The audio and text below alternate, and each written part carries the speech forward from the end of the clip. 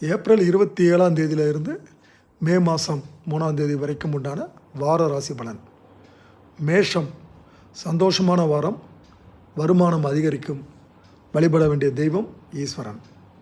ரிஷபம் ராசி, உடல் சூடு அதிகரிக்கும், பணவரவும் அதிகரிக்கும், வழிபட வேண்டிய தெய்வம் சிவன்.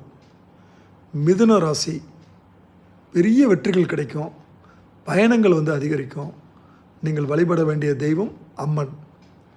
கடகம், அரசு காரியங்களில் கண்டிப்பாக வெற்றி கிடைக்கும், பணவரவு எக்கச்சக்கமான அளவுக்கு வரும், நீங்கள் வழிபட வேண்டிய தெய்வம் ராமர்.